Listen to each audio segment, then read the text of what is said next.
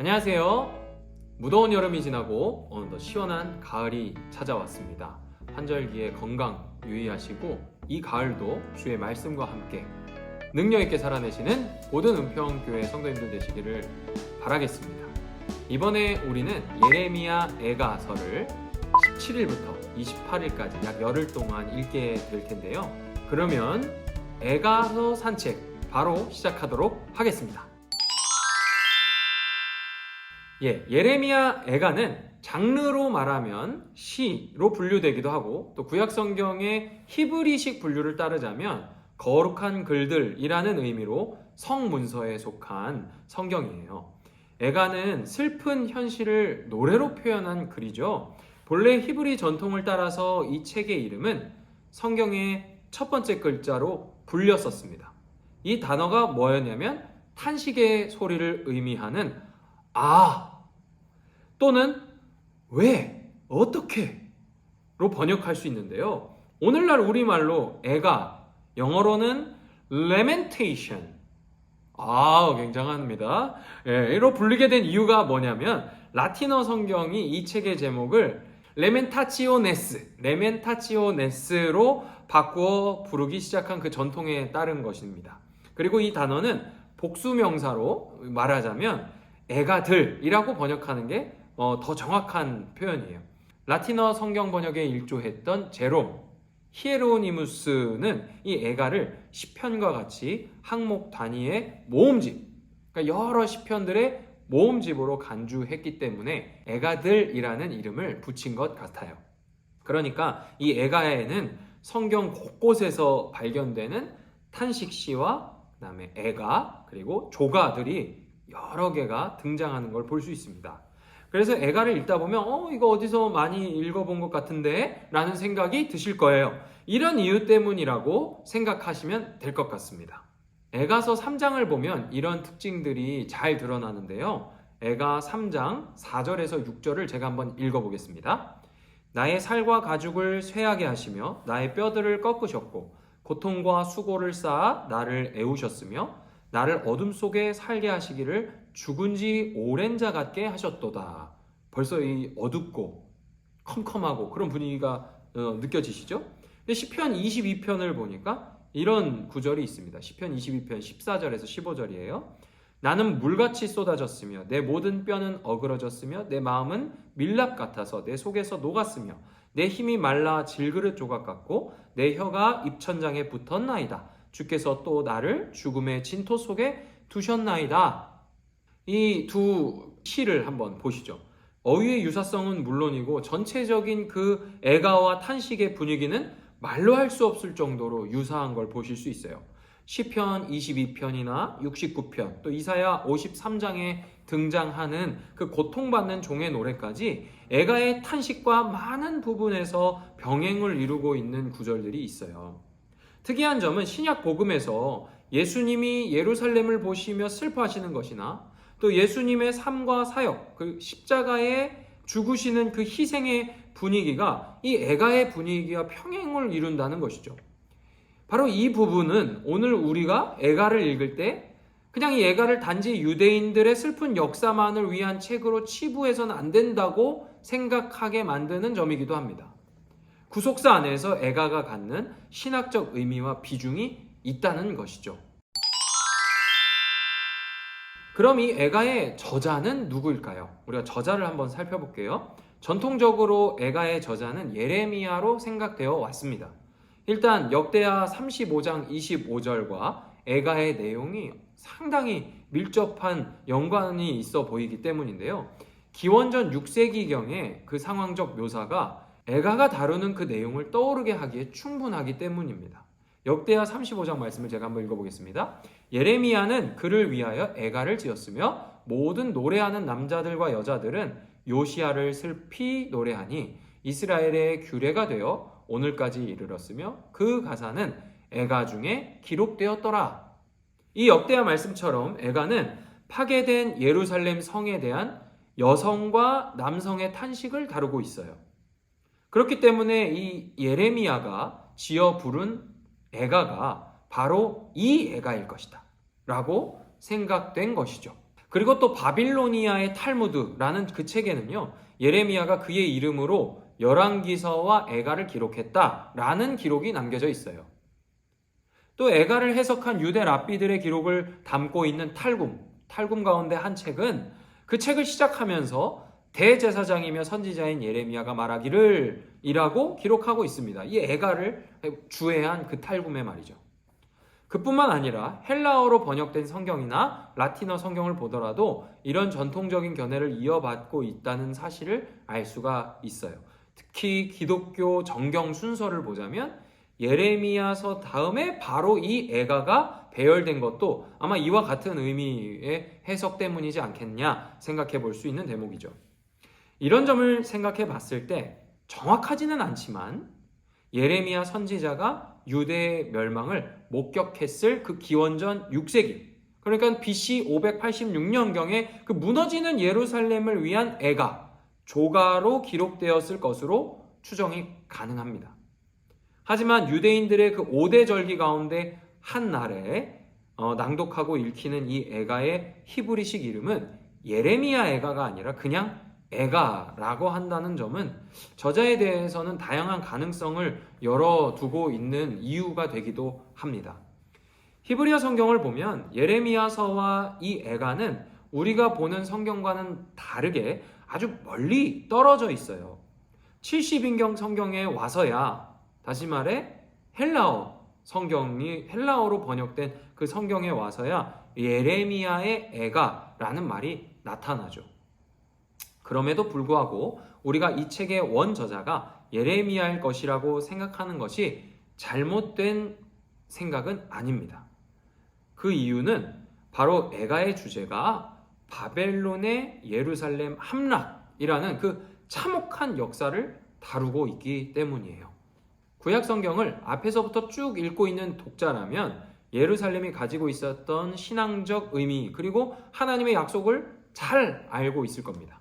그런데 이 애가는 그 약속의 공간이 이방 민족에게 철저히 회파되었던 그때를 슬픔에 가득 찬 어조로 노래하고 있어요.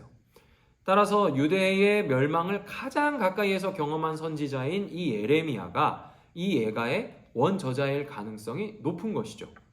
이렇듯 애가의 주된 분위기는 민족의 아픔과 슬픔, 그리고 국가적, 또 공동체적인 재난에 대한 슬픔입니다.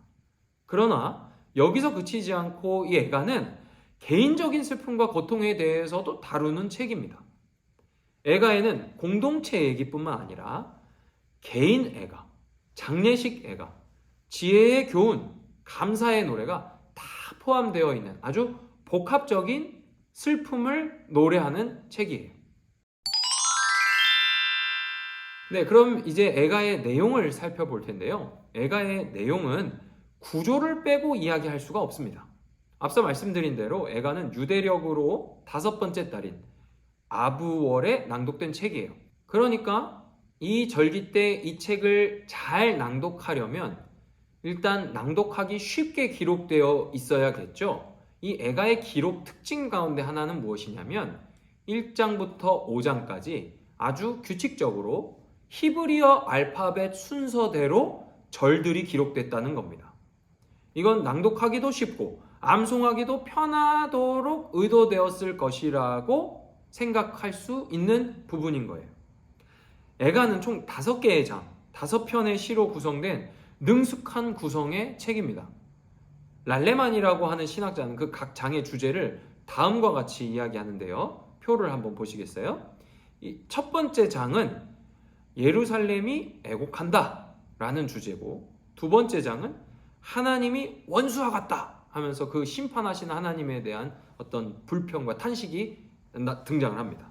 그리고 세 번째 장에서는 희망의 선광이 비춰오는 그런 모습을 이제 발견해서 주제를 잡았고요. 또 4장은 계속되는 그 고난과 또 그 가운데에서 구원의 빛을 비추시는 하나님을 표현하고 있다라고 주제를 잡았어요. 그리고 마지막 5장은 그럼에도 불구하고 주님 도와주십시오 라고 하는 하나님을 향한 그 탄원이 5장의 주제다 이렇게 설명을 하고 있습니다. 그리고 또 애가에 기록된 그 단어와 어휘들을 분석해 보면 한 절에 두 줄씩 기록되어 있는데요. 첫 번째 줄은 세 개의 악센트가 있는 음절이고 두 번째 줄은 두 개의 악센트가 있는 음절이에요. 우리나라 고전 시가를 보면 뭐 3, 4조, 3, 3조 이런 시조의 운율을 살리기 위해서 음운을 그렇게 나눈 걸 기억하실지 모르겠습니다. 그런 것처럼 히브리어의 모음을 따라서 첫 번째 줄은 세 개의 음절이 주가 된 단어들로, 또 두 번째 줄은 두 개의 악센트가 있는 단어들로 이렇게 구성을 해서 읽다 보면 운율감이 느껴지도록 기록된 책이 이 애가서라는 거예요. 또 애가의 가장 두드러진 특징은 시의 연속된 행이 연속된 알파벳 글자로 시작하는 아크로스틱 또는 알파벳 배열을 사용했다는 점이 특징입니다. 1에서 2장은 각각 이 알파벳이 22개의 철자인데요. 그 22개의 글자에 해당되는 절들로 이제 한 절 한 절 기록된 거예요. 그래서 각 구절은 세 줄로 구성되고 각 구절의 첫 단어는 연속된 히브리 문자로 시작하는 거예요. 그러니까 우리나라 말로 치자면 한 절이 가나다, 그 다음에 라마바, 그 다음에 사아자 이렇게 되어 있다는 것이죠. 3장은 이런 반복이 3번 반복돼서 총 66개 절로 구성되어 있어요. 처음 세 구절은 같은 알파벳 첫 글자로 시작합니다. 그러니까 가가가, 나나나, 다다다 이렇게 이루어지는 거죠. 다른 거는 이제 가나다, 라마바 이렇게 되어 있다면 3장은 가가가, 나나나, 다다다 이게 한 절이 되는 겁니다. 4장은 다시 1, 2장과 같이 22개 절로 구성되어 있고 똑같은 구조로 가나다, 라마바 이런 식으로 시작을 하고요. 5장은 좀 눈여겨볼 만한데 5장은 1, 2, 4장처럼 22개 절로 구성되어 있지만 아크로스틱 구조가 아니에요. 그러니까 가나다, 라마바가 아니라 그냥 마구잡이로 섞여 있습니다. 이 부분에 대해서 휴이라는 신학자는 앞서 정형화되고 규격화된 그 구조적인 틀을 붕괴시킴으로써 혼돈과 절망을 암시하기 위해서 의도적으로 5장에 가서는 이 정형화된 틀을 뭉갰을 것이다 라고 이야기도 합니다. 이 5편의 시가 왜 이런 구조를 띠고 있는지에 대해서는 여러 가지 입장과 생각들이 있어요. 어떤 사람들은 이 시들이 학생들에게 알파벳을 가르치기 위한 교육적 장치로 작곡된 노래다 이렇게 얘기하는 사람도 있고요. 또 어떤 사람들은 이 아크로스틱이 시의 그 암기를 용이하기 위한 의도였다라고 말하기도 합니다. 또 어떤 사람들은 문자의 그 마법, 주술적인 힘에 대한 믿음을 드러낸 것이다 이야기도 합니다. 다른 사람들은요, 예루살렘의 멸망을 기념하는 그 엄숙한 종교 예배에서 전례용으로 사용하기 위해 의도적으로 시를 아크로스틱 구조로 구성했다라고 말합니다. 이런 여러 견해들 가운데서도 이 애가에서 아크로스틱을 사용한 이유에 대해 가장 유력한 설명은 이 주제에 대해서 A부터 G까지 모든 것을 말했다라고 말할 수 있듯이 슬픔의 완전하고 철저한 표현을 상징한다라는 설명입니다. 고트발트라는 신학자는 이 아크로스틱이 죄에 대한 완전한 고백을 통해 양심의 그 완전한 정화를 표현하는데도 사용되기도 했을 것이다 라고 말하기도 합니다. 그렇다면 조금 더 세분화된 구조를 보면서 각 장의 내용을 살펴보도록 하겠습니다. 1에서 5장 전체 구조는 가운데 이 3장이 이렇게 우뚝 솟은 것처럼 많은 분량을 기록하고 있어요. 좌우로 1, 2장과 4, 5장이 각각 22구절로 이루어져 있는데요. 이 1, 2장은 구조적으로는 유사하지만 내용상으로는 다소 차이가 있어요. 먼저 1장을 한번 보겠습니다. 1장의 구조를 보시면 예루살렘의 비참함과 황폐함, 그리고 그 안에서 도시의 파괴에 대한 설명, 자비를 구하는 도시의 탄원, 그리고 도시의 죄고백, 그 다음에 마지막으로 예루살렘의 적들을 처벌해달라는 호소로 이렇게 구성되어 있습니다. 이 1장은 예루살렘 성읍을 한 여성으로 의인화하면서 그 여인의 개인적인 슬픔을 다루는 것처럼 묘사하고 있어요. 이 여인이 당하고 있는 그 괴로움에 대해서 누구도 위로하지 않고 있는 그 상황이 마치 유대 왕국의 멸망을 보면서 침묵하고 있는, 그리고 아무도 슬퍼하지도 않고 오히려 조소하고 있는 그 이방인들에게 둘러싸여 있는 그들의 상황을 극적으로 묘사해주고 있는 것이죠. 1장 21절을 한번 보실래요? 그들이 내가 탄식하는 것을 들었으나 나를 위로하는 자가 없으며 나의 모든 원수들은 내가 재난당하는 것을 듣고 주께서 이렇게 행하신 것을 기뻐하나이다. 그러나 주께서 그 선포하신 날을 이르게 하셔서 그들이 나와 같이 되게 하소서. 이 한탄스러운 상황에서 여호와를 찾을 수밖에 없다는 교훈으로 1장은 막을 내리는 거예요. 그래서 더 이 탄식이 크게 느껴지기도 하는데요. 1장에서 의인화된 이 여인의 슬픔은 하늘과 땅의 그 격차만큼 크게 다뤄지고 있는 겁니다. 여인이 당하는 그 슬픔과 그것을 도우실 수 있는 그 하나님의 그 높으심 그 사이에 우두커니 서 있는 그 여인이 할 수 있는 건 뭐밖에 없다는 겁니까? 그 높으신 하나님께 호소하고 탄원할 수밖에 없다는 거죠. 그래서 그 소리가 저게 과연 될 수 있을까 하는 그런 그 탄식을 낳는 그 소리가 더 힘겹게 들리는 것처럼 읽히는 겁니다. 2장을 보시겠습니다. 2장은 다음과 같은 구조를 보이는데요.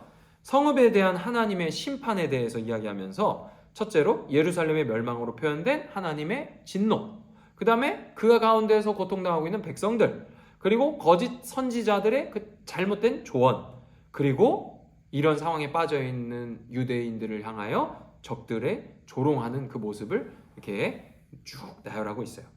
2장도 1장과 마찬가지로 예루살렘은 딸 시온입니다 라는 그 의인화로 시작을 합니다. 그리고 그 딸 시온이 당한 멸망이 무엇 때문이냐? 하나님의 진노 때문이다 라는 것에 초점을 맞추고 있어요.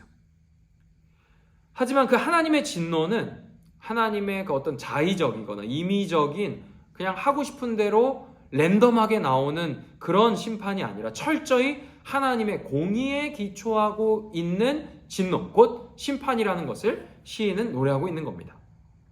주목할 만한 것은 실제로 유다가 지키지 않은 그 절기와 안식일, 그리고 그들이 행하지 않은 하나님의 그 정의와 공의에 대해서 하나님이 잊어버리게 하셨다. 다시 말해 우리가 안 지키려고 한 게 아니라 이 모든 게 다 하나님의 주권 아래에서 일어난 일이다 라는 것을 표현하는데요. 2장 6절과 7절을 제가 읽어보겠습니다. 주께서 그의 초막을 동산처럼 헐어버리시며 그의 절기를 폐하셨도다. 여호와께서 시온에서 절기와 안식을 잊어버리게 하시며 그가 진노하사 왕과 제사장을 멸시하셨도다. 여호와께서 또 자기 제단을 버리시며 자기 성소를 미워하시며 궁전의 성벽들을 원수의 손에 넘기셨음에 그들이 여호와의 전에서 떠들기를 절기의 날과 같이 하였도다. 이렇듯 2장의 분위기는 예루살렘의 철저한 멸망과 이방의 조롱입니다. 그리고 또다시 시인은 여호와를 찾으며 탄식할 수밖에 없죠. 그리고 2장은 바벨론의 예루살렘 함락을 적나라하게 묘사하고 있는데요. 21절을 한번 읽어볼게요. 늙은이와 젊은이가 다 길바닥에 엎드려져 싸우며 내 처녀들과 내 청년들이 칼에 쓰러졌나이다. 주께서 주의 진노의 날에 죽이시되 긍휼히 여기지 아니하시고 도륙하셨나이다. 바벨론의 침공이 얼마나 맹렬했고 극렬했는지를 보여주고 있습니다. 이어서 3장을 한번 보실까요? 3장은 무려 66절, 그러니까 아크로스틱 구조가 3번 반복되는 구조를 보여주고 있는데요. 사랑의 친절을 통한 구원의 소망을 다루고 있어요. 개인의 고통에 대한 설명이 이어지고 미래 소망의 기초가 되는 그 하나님의 그 과거에 베푸셨던 그 자비에 나열하고 있고요. 그리고 하나님의 자비를 구하는 그런 자비를 베푸셨던 그 하나님께 호소하는 글이 기록되어 있어요. 그리고 끝으로 구원을 위한 호소와 복수를 위한 요청, 자신들을 향하여 조롱하던 그 이방에 대한 하나님의 복수를 요청하고 있는 겁니다. 앞서 1에서 2장이 여성으로 의인화되었던 예루살렘의 고통과 탄식을 다루었다면 이 3장은 한 남성의 탄식을 보여주고 있습니다.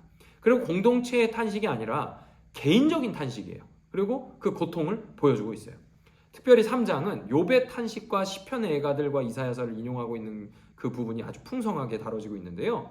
3장에는 우리가 잘 아는 요절이 기록되어 있습니다. 애가 3장 33절이에요. 주께서 인생으로 고생하게 하시며 근심하게 하심은 본심이 아니시로다. 이것은 화자가 자신이 당하는 고난, 즉 하나님의 진노와 심판이 자신에게 저주가 되는 것이 아니라 소망이 되는 이유가 무엇인지를 보여주고 있는 구절이라고 할 수 있습니다.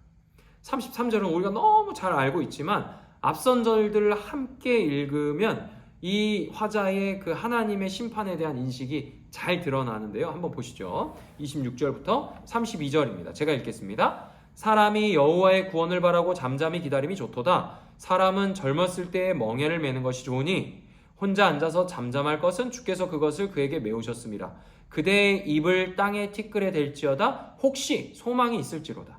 자기를 치는 자에게 뺨을 돌려대어 치욕으로 배불릴지어다.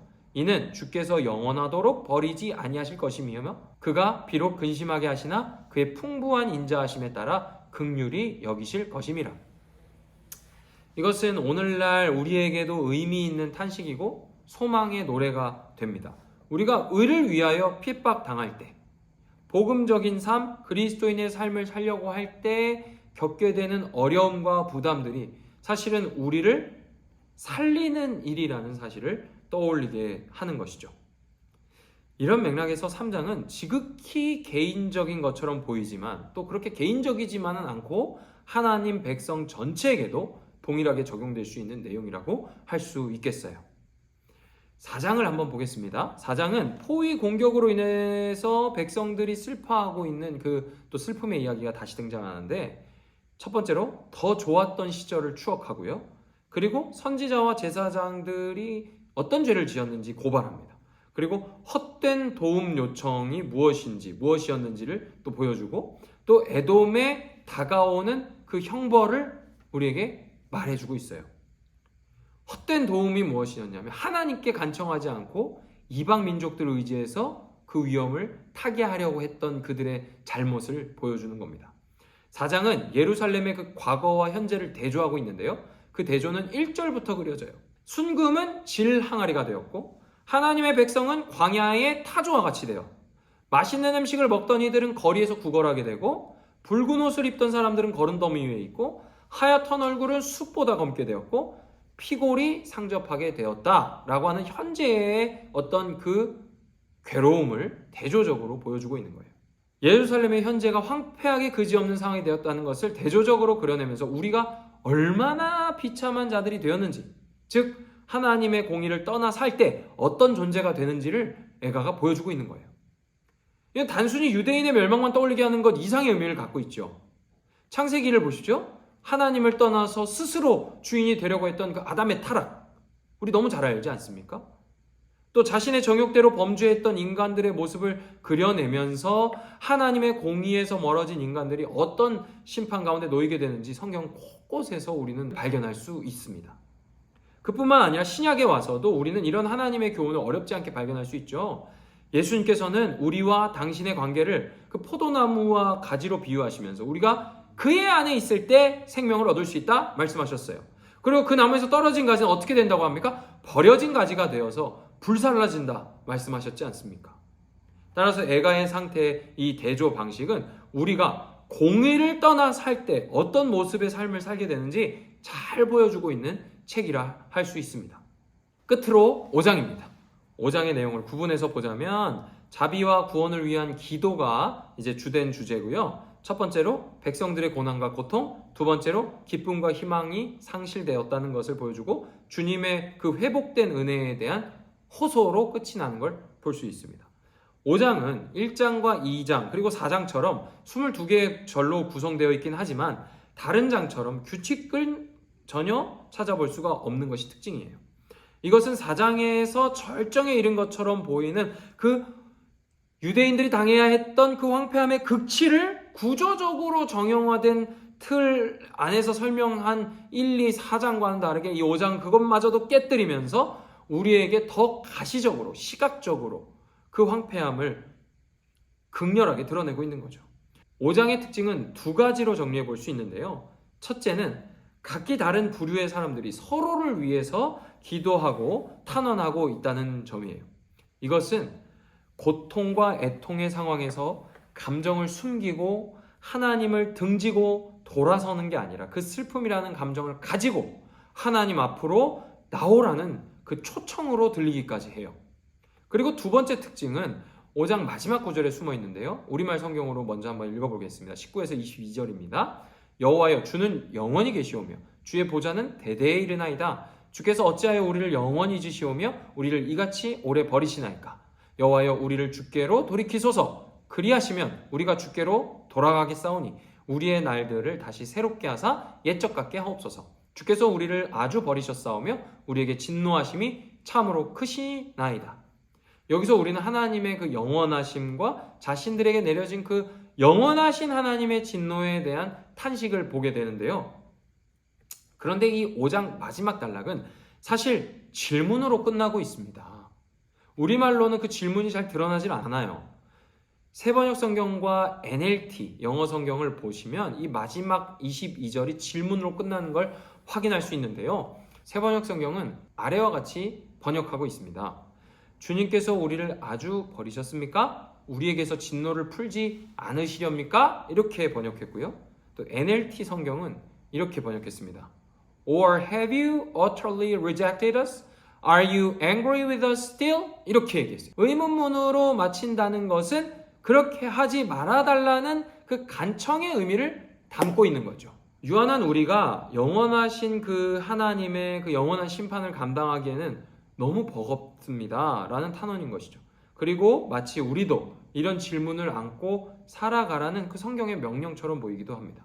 그리고 고난이 과연 어떻게 해결될 것인가, 그것을 명쾌하게 우리에게 말하지 않음으로써 우리가 인생에서 고난을 마주할 때 그 모호함과 같이 고난의 모호성을 그대로 남겨둠으로써 하나님께 나와서 탄식하는 것밖에는 이 고난을 통과하고 극복하고 이겨낼 방법이 없다는 걸 우리에게 말해주고 있는 것이죠.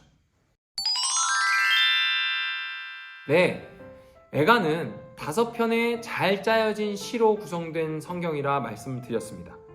역사적 사실을 기록하고 있기 때문에 역사서 같기도 하고, 또 노래로 기록되었으니까 시편 같기도 하고, 또 지혜와 지식의 근본이신 그 여호와를 찾게 되는 책이기 때문에 지혜서인 것처럼 보이기도 하고, 또 죄를 고발하고 탄원하는 것으로 보아서 선지서 같기도 한 책이 바로 이 에가예요.